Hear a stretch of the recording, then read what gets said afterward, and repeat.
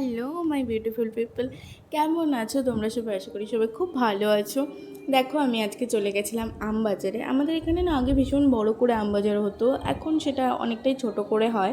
তো এই তো সিজনে আম তো নিতে খেতেই লাগবে, তো এখানে দেখো কাকু অনেক আম বেছেও নিচ্ছিল। তো এই যে বাড়ির জন্য এই কটা আম নিয়ে এসেছিলাম, আমাকে বললো যে ধুয়ে নিয়ে আসতে। তো আমি সেটাই ধুয়ে দিচ্ছিলাম। আর এই যে আমি তারপর লাঞ্চে বসে গেছিলাম। আর এই যে ডাটা চচ্চড়িটা দিয়ে আমি একদম খেতে চাচ্ছিলাম না, কারণ আমার একদম ভালো লাগছিল না। তারপরে মা বললো খেয়ে দেখ, ভালো লাগবে। তারপরে আমি যেই খেলাম, তারপরে তো ভাবলাম বাহ, এটা তো বেশ ভালোই হয়েছে খেতে। তারপর এই যে মুখে শয়তানি হাসিটা দিয়ে দিলাম মাকে।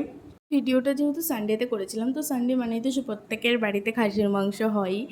তো আমাদের বাড়িতেও সেটাই হয়েছিল, খাসির মাংস আর ভাত। আর খাসির মাংস কে কে পছন্দ করো আমাকে বলো তো। কিন্তু এই গরমে খাসির মাংসটা যেন একদম খাওয়াটা উচিত না। আর আমি সত্যি, আমাদের বাড়িতে হয় না, অনেক দিন পর হলো আজকে।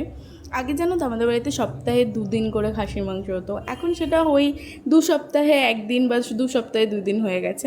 এটাও ঠিক না জানি, কারণ এত গরম পড়েছে, মানে ভাবা যায় না। তোমাদের বাড়ির ওখানে কেমন গরম আমাকে একটু জানিও তো।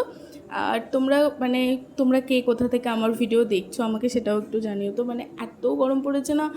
এই যে আমি মাংসটা ভাত খেয়েছি, তারপর আমি আর এক ফোঁটাও খাইনি মাংস।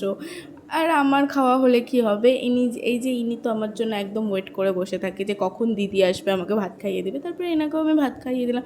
চলো তাহলে ভিডিওটা এই অবধি থাকলো, চলো টাটা।